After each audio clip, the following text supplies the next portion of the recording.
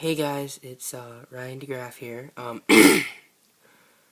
I've decided to read you guys a complete story, well, not a complete story, but a fictional story that is featuring one of my own fictional characters, two of my own fictional characters that a friend helped me make, but it's going to be based off of a little bit of a game that one of my friends is making, that me and my friend play a lot.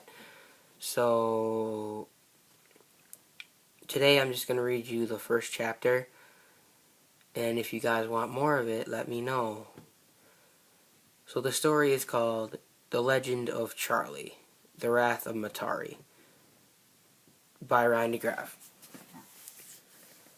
Once again, like I do all my stories, I am going to face you guys down again because, imagination purposes. So, when this is over, my face will be here again. So, alright, see you guys in a bit. Bye. The Legend of Charlie, The Wrath of Metari. Prologue. My family was always close. That is, until a thing called the Law of Talos took hold of my nephew's parents, causing them to fight each other to the death. So I am now the guardian of my family, including my wife, who is a witch. But recent events have made it harder to protect my family, so now I am joined with my wife to battle any threat that comes upon us. Chapter 1. Blood Red Sunset. Flashback 20 years ago, Wolf Vein High. My school year started out great. I had a lot of friends. I was really popular with the ladies, and my father ran the school. Then everything changed one night that I was unable to avoid. It was 9:00 p.m. on a Sunday. I had just finished a date with the cheer captain of the Wolf Vein Wizards cheerleading squad. I was on my way home when a bunch of police cars sped right by me. I didn't think anything of it, because crime was normal where I lived, so I just put it out of my mind and continued walking home. When I arrived home, I saw that police cars were parked in front of my house. Then I thought to myself, this can't be. Why are the police cars parked in front of my house? I walked up to the sheriff and asked, what happened? He just looked at me and pushed me away from the scene, telling me to stay back. I replied in anger, that's my house. Now what happened? He apologized and let me through. I ran up to the front door and then froze in my tracks. I fell to my knees when I saw my brother Carl holding a bloody kitchen knife in his right hand and my mother's head in his left.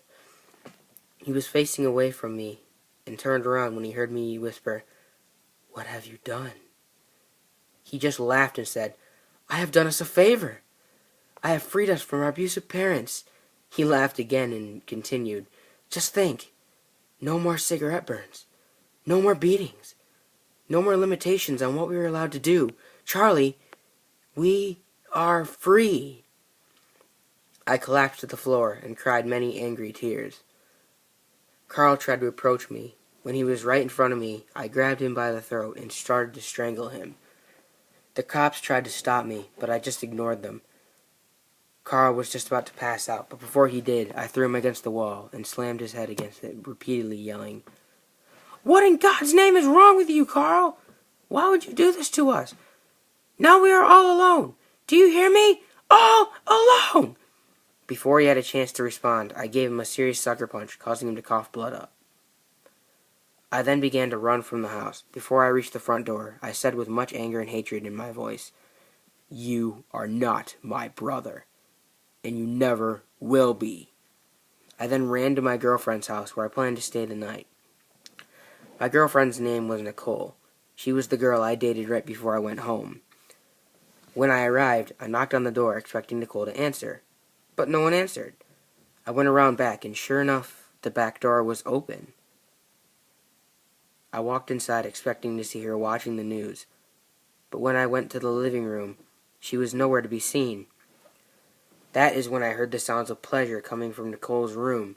I slowly approached Nicole's room door and and slowly looked around the corner. That is when all hell broke loose. I yelled in anger with tears in my eyes, "How could you do this to me?" She looked up at me with sorry eyes and said, "Charlie, this isn't what it looks like." I just looked away in disgust and said in my calmest voice, "Nicole, we are finished." Then I just walked right out of the house. Didn't even look back once. The next day at school, I was getting something out of my locker, and this girl approached me. I looked up and said, "Can I help you?" She introduced herself as Metari Sonata. She told me that she heard about what happened on the news and felt extremely sorry for me. After a little chat, we became best friends. Fast forward 1 year.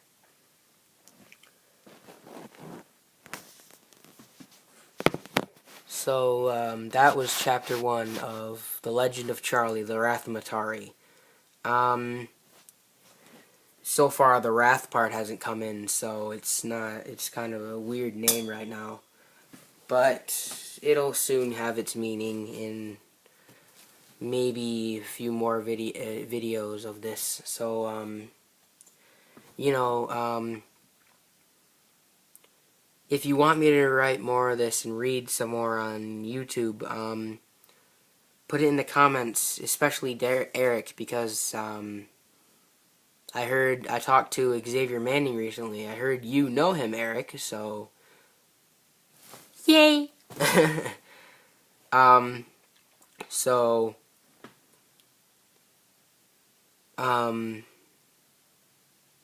yeah, put it in the comments and I will gladly do so. So this is Brony2099 signing off once again. See you later, guys.